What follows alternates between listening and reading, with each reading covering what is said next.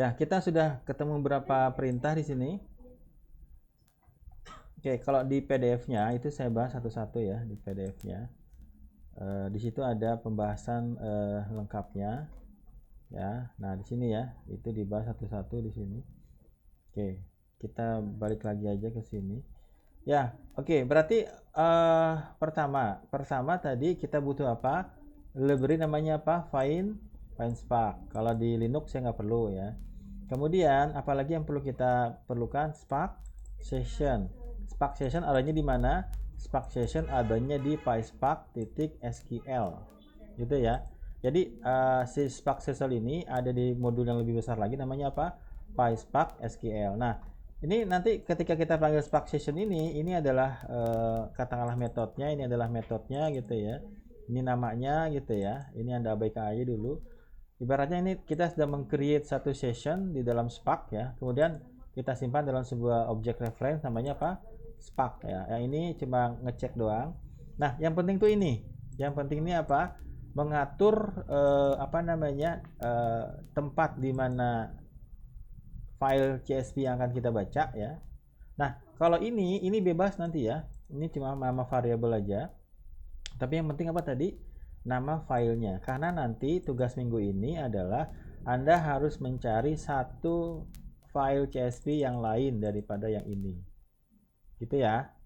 Terus diapain Pak? Ya di running seperti ini. Tipenya apa tadi? Tipenya adalah CSV. Oke, kemudian yang ini nggak terlalu berpengaruh. Kemudian apalagi yang berpengaruh? Apakah dia ada header atau tidak ada header? Kalau nggak ada gimana Pak? Kita bisa bikin gitu ya. Apa itu? Ini bacanya apa? Ini sebenarnya di sininya nih, di mana? Di headernya ini ya. Jadi nama atributnya adalah header ya. Header itu adalah nanti ini adalah argumennya. First row is header, dia menyimpan true gitu ya. Oke, nah delimiternya apa? Delimiternya adalah simbol seperti ini ya. Nanti kalau misalnya Pak, saya nama filenya bukan ini ya berarti diganti. Kemudian Pak, saya delimiternya bukan ini ya berarti diganti. Pak, saya nggak ada headernya berarti ini nilainya apa? False. Gitu ya, itu aja deh. Nah, kemudian kita bisa melihat apa? Skemanya, strukturnya. Ada berapa nih kalau Anda lihat di mana? Anda lihat di text editornya. Nah, ini kelihatan di sini ya. Mana data pertama? Belong to collection. Kalau nggak salah semester lalu udah kita bahas ya. Ingat nggak? Lupa. Kok saya agak dejavu ya. Mungkin kelas malam. Ini apa? Belong to collection. Berarti ini tuh ya. Nah, kemudian tandanya apa? Ada tanda seperti ini. Berarti ini adalah separatornya, apa? Pemisahnya. Yang kedua apa? Budget ya. Maka ini adalah budget ya. Tipenya adalah string nanti. Yang di sininya nih. Masing-masing ini tipenya adalah string. Jadi kalau misalnya ini saya buka satu, saya bikin new di sini, saya tampilkan di sini, saya tampilkan gede di sini. Nah, ini adalah yang mana headernya ini nih. Oke, pemisahnya mana? Pemisahnya kalau ada tanda yang simbol seperti ini. Ini berarti belong to, kemudian apa lagi? Ada ID, ada apa lagi? Ada original gitu ya. Ada apa lagi? Ada original title, ada apa lagi? Ada overview, ada apa lagi? Ada popularity, ada apa lagi? Ada production. Nah, yang memisahkan antara satu data dengan data yang lain adalah simbol seperti ini. Kok kenapa nggak koma Pak? Ya bisa, gitu ya, bisa. Nanti bisa kita rubah juga ya. Tapi di sini disimpannya formatnya ketika menyimpan pakai simbol seperti itu. Bisa dipahami ya? Oke, data mining lanjutan sebenarnya udah kita bolak-balik ya. Makanya itu gunanya AWS Academy ya. Nanti di AWS Academy, AWS Academy-nya mau sekarang apa habis UTS? Ya udah sekarang aja ya. Oke, nah ini adalah apa? Headernya. Headernya ada berapa tadi? 16. Nah, datanya mana Pak? Ini adalah data di baris yang pertama. Oke ya. Belong to collection. Ini data pertamanya 0 ya. Budget gitu ya. Ini berarti yang kayak gini-gini ya. Ini yang pertamanya kosong ya. Coba kita lihat yang keduanya. Oh sama ya. Harusnya ada ini. Sama semua ya. Oke, ini ada ini. Nah ini ada ini. Lebih kompleks lagi. Ya, oke. Gitu aja dulu ya. Nanti kita bisa berdalam lagi. Ya, kita lanjut di sini. Bisa pakai apa? Bisa pakai, kenapa df bisa kita panggil? Karena df tadi gunanya di sini. Df itu menyimpan apa? Si Spark tadi ketika dia baca format data dengan macam-macam settingannya gitu ya. Maka sekarang bukan Spark lagi tapi apa? df. Ini metode ya. Ini metode print schema itu metode. Kemudian di type juga dia ini atribut lah ya. Kemudian ada lagi apa? df.count. Pak, saya boleh nggak ngopi scriptnya, kemudian saya ganti apa namanya atasnya? Bisa aja, tapi disesuaikan nanti kondisi dari filenya, gitu ya. Namanya dirubah, kemudian file type-nya cari HTTP aja ya. Kemudian ada row, ada headernya atau enggak. Headernya biasanya cari yang ada aja. Yang paling bisa berubah yang ini nih, nama filenya sama apa? Sama delimiternya. Itu aja paling biasa yang kita ubah-ubah. Oke, kalau ini biasa ya, ini nggak saya bahas, ini print biasa aja. Oke, ya. Ya, oke, jam berapa sekarang? Gini deh, coba kita sekarang masuk ke mana? Pembahasan tentang apa? Drop column. Coba kita lihat di sini ya. Drop column. Coba kita kasih perintah di sini. Oke, kemudian ditambahkan misalnya df titik kemudian kasih tab. Muncul nggak?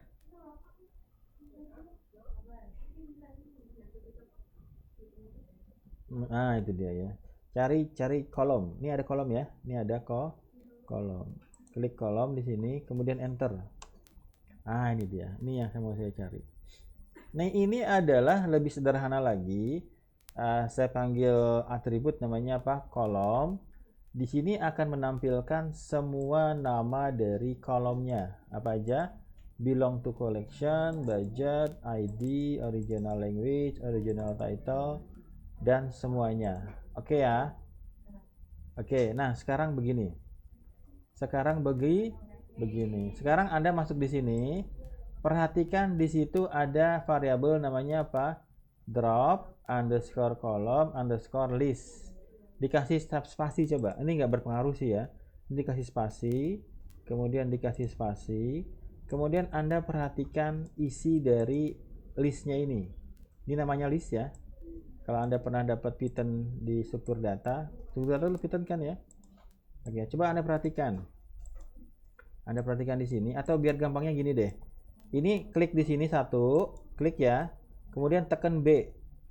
Tekan apa? Tekan B ya. Kemudian yang perintah yang kedua dipindahin ke bawahnya aja. Biar kita bisa bongkar lagi. Kita pindah ke sini. Berarti ini cuma satu baris. Sudah? Have you done it? Udah? Tekan di sini ya, tekan di sini, tekan apa? Tekan B.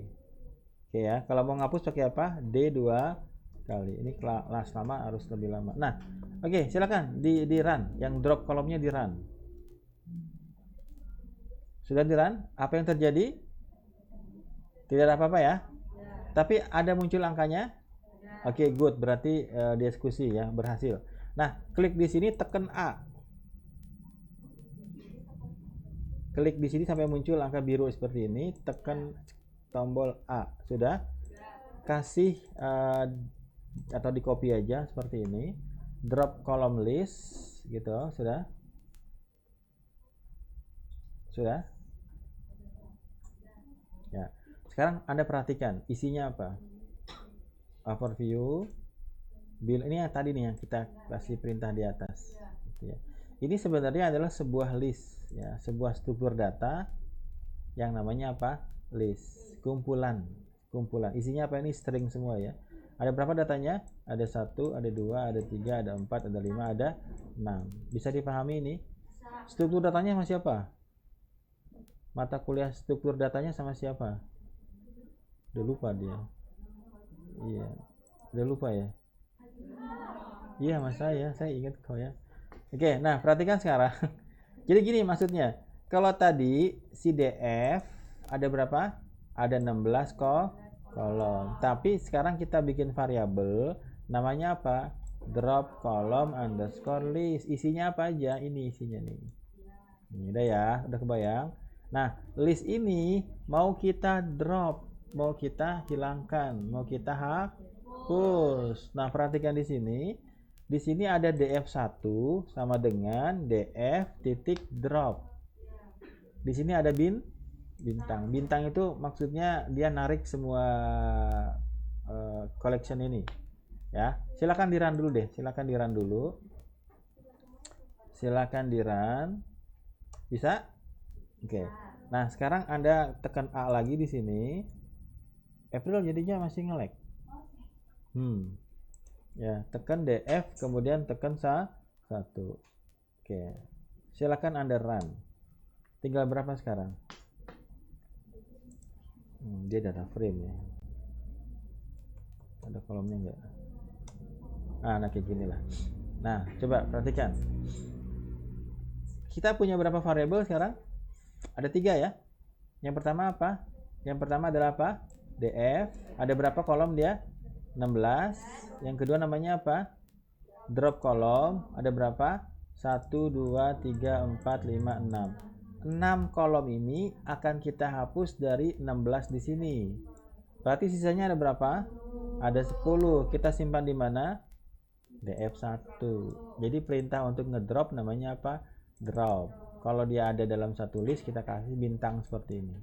Bintang itu menunjukkan adalah disimpan dalam sebuah collection data type. Kalau 2 namanya dictionary. Oke, susah nggak? Yang pasti bikin jalan dulu ya.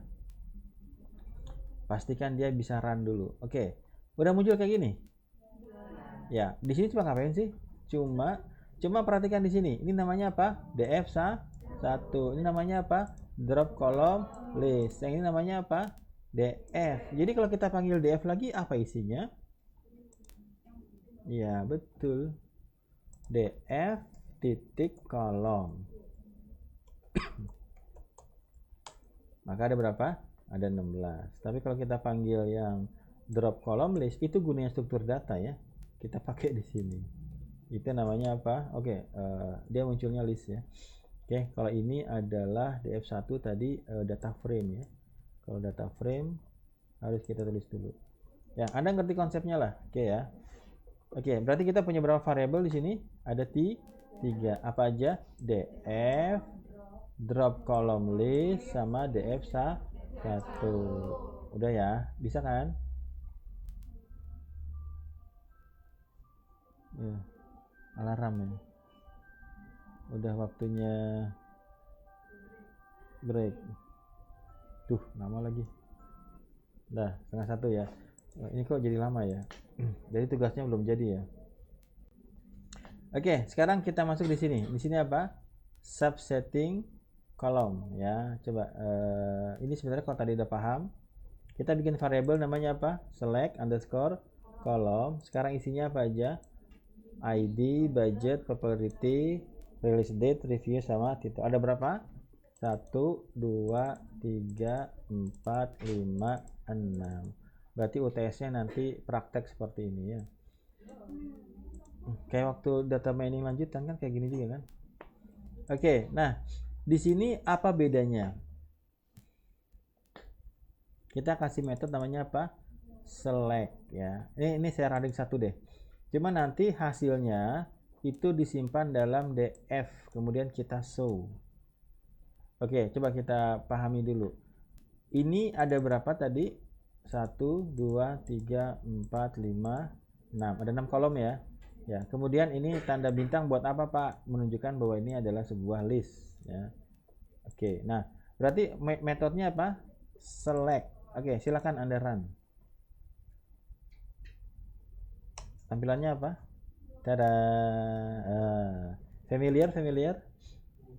Ya, oke. Udah ya. Oke, nah coba perhatikan di situ isinya apa? Ada ID, ada budget, ada popularity, ada release, ada date. Ini ada berapa datanya? Yang ditampilkan hanya 20. Bisa Pak kita tampilkan lebih banyak? Bisa. Misal. Nah, tapi yang menarik begini. Perhatikan di sini. DF sekarang nilainya bukan 16 lagi. Coba kita kasih perintah di sini. df titik kolom, df titik columns kayak gini. Nah, isinya berapa dia? 1, 2, 3, 4, 5, 6. Bukan 16 lagi. Akibat dari mana, Pak? Akibat dari perintah yang di sini. Kita kasih perintah apa? Select ya. Kita kasih perintah apa? Select. Jadi kalau di select kita milih yang mau kita pakai. Bukan ngedrop. Kalau ngedrop kita apa? Kita hapus gitu ya. Oke, itu cuma perintah-perintah dasar aja gitu ya. Berarti di sini sekarang ada berapa? Kalau kita df show 100 bisa apa enggak? df titik, kalau waktu di data frame, kalau waktu di data mining lanjutan pakai apa? Pakai head ya. Pakai head ya. Sekarang kita pakai apa? Show-nya pakai S apa enggak? Enggak. df show mana show kita kasih nilai berapa? Kita kasih nilai 100. Mau apa enggak? Mau ya. Dah tuh, bisa. Oke. Ya. Nih ke bawahnya sebenarnya bisa ya. Coba kita running dulu deh. Silakan yang beri. Ini udah bisa belum? Bisa ya. Coba kita running yang di sini. Bisa apa enggak? Running lagi. Bisa ya. Oke, kita running lagi. Bisa apa enggak? Oke. Bisa? Oke, 215. Kemudian kita run lagi. Ini kayaknya materi sampai UTS deh. Oke. Ditambah chapter 3 ya. Di running lagi, pastikan dia sudah bisa. Oke, nanti kita ini ya. Saya harus bahas satu-satu ini.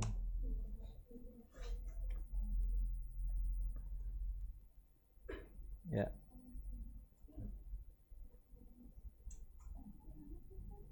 Bisa? Bisa, oke.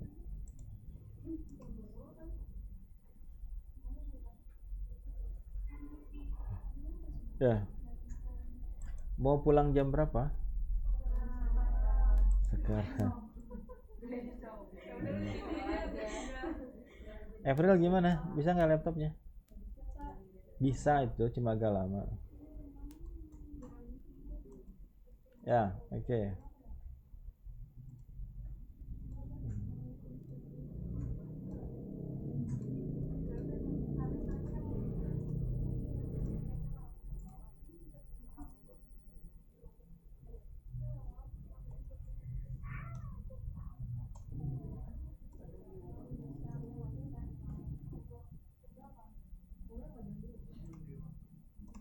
Di run aja, di run. Ini udah siap ini. Oh, sampai kayak gini juga ya.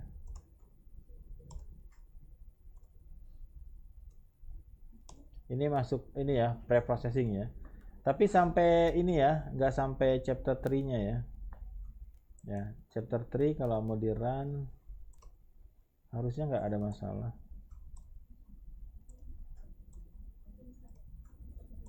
Oke, ini ya, kita harus bahas satu-satu ini metodenya.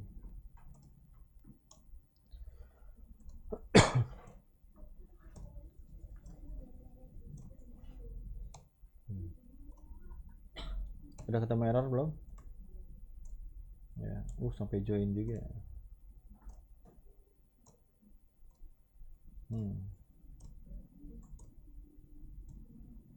Nah, nih plotting nih.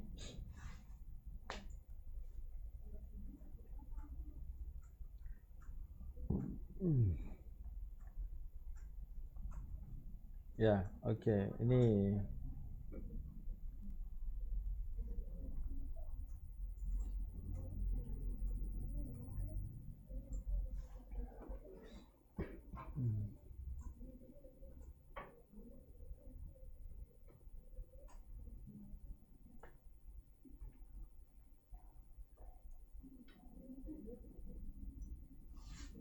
oke, masih aja. Pandas. Nah, di sini dia minta apa? dia minta pandas 0 2. Nah, di sini berarti kalau kita ketemu di sini, maka kita perlu apa? Install pandas. Gimana cara installnya? Kalau di sini pastikan ada koneksi internet, kemudian pip install pandas run. Oke, dia install dulu ya. Ini cara install library di Jupyter Notebook bisa seperti ini ya. Jadi kita bisa juga ngelis, ngedir tuh bisa di sini ya. Oke.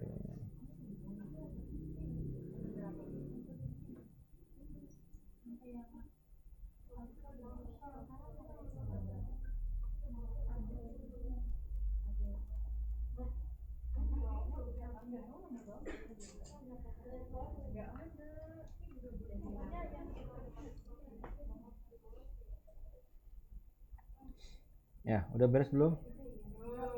Oke, udah nih. Udah ya, nih udah muncul angka. Berarti kalau ini kita run harusnya sudah tidak error lagi. Nggak error kan? Bisa ya. Oke, kita run lagi nih. Run.